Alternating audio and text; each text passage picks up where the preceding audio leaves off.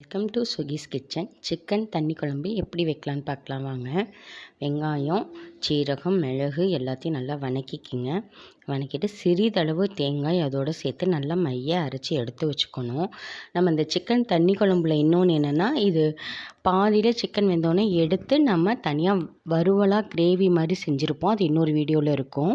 இதெல்லாம் நல்லா வறுத்து தனியாக அரைச்சி எடுத்து வச்சுக்கோங்க. இப்போ அடுப்பை பற்ற வச்சு வடைச்சட்டி வச்சு ஒரு குழிக்கரண்டி அளவு எண்ணெய் ஊற்றி சோம்பு இருக்கு இல்லைங்களா, அது போட்டு நல்லா கருவேப்பிலை போட்டு தாளிச்சிட்டு இந்த சிக்கனை கொஞ்சோண்டு வெங்காயம் நறுக்கி அதோடு போட்டுக்கோங்க. அதையும் வதக்கிட்டு இந்த சிக்கனை போட்டு அதில் நல்லா பிரட்டி விடுங்க. அதில் தண்ணி இருக்கும், அது வர அளவுக்கு நல்லா வதக்கி விடுங்க. அதுக்கப்புறம் தக்காளி, மஞ்சத்தூள், மிளகாய்த்தூள், மல்லித்தூள், இந்த மாதிரி அரைச்சி வச்சு அந்த மிக்சியில் அரைச்சி வச்சுருக்கோம் இல்லையா, அந்த விழுது எல்லாத்தையும் சேர்த்து உப்பு தேவையான அளவு போட்டு நல்லா தண்ணி உங்களுக்கு எந்த அளவுக்கு தண்ணியாக வச்சா பிடிக்குமோ அந்த அளவுக்கு வச்சுருங்க.